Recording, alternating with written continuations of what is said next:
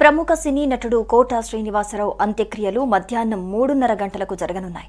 మహాప్రస్థానంలో అంత్యక్రియలు నిర్వహించనున్నట్లు కుటుంబ సభ్యులు తెలిపారు. కోటా శ్రీనివాసరావు మరణ వార్త తెలిసిన వెంటనే సినీ ప్రముఖులు ఆయన ఇంటి వద్దకు చేరుకొని భౌతిక కాయానికి నివాళులర్పించారు. గత కొంతకాలంగా అనారోగ్యంతో బాధపడుతున్న కోటా శ్రీనివాసరావు ఆదివారం ఉదయం ఫిలింనగర్లోని తన నివాసంలో కన్నుమూశారు. కోటా శ్రీనివాసరావు అంత్యక్రియలను ఆయన మనవడు శ్రీనివాస్ నిర్వహించనున్నారు. మధ్యాహ్నం 3:30 గంటలకు హైదరాబాద్లోని మహాప్రస్థానంలో అంత్యక్రియలు జరగనున్నాయి.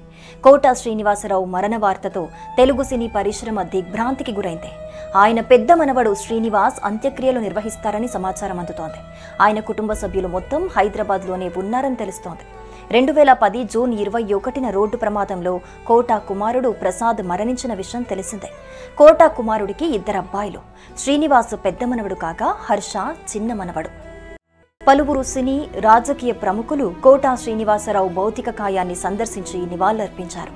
కోటా శ్రీనివాసరావుతో తమ అనుబంధాన్ని గుర్తు చేసుకుంటున్నారు. చిరంజీవి, పవన్, ప్రకాష్ రాజ్, బాబుమోహన్, బ్రహ్మానందం, రాజేంద్ర ప్రసాద్, దగ్గుపాటి సురేష్, తనికెళ్ల భరణి వంటి నటులు కోటా శ్రీనివాసరావు ఇంటికి వచ్చి వారి కుటుంబ సభ్యులను పరామర్శించారు. కోటా శ్రీనివాసరావు విలక్షణ నటుడని, ఆయన మరణంతో చిత్ర పరిశ్రమ పెద్ద దిక్కును కోల్పోయినట్లయిందని తెలిపారు.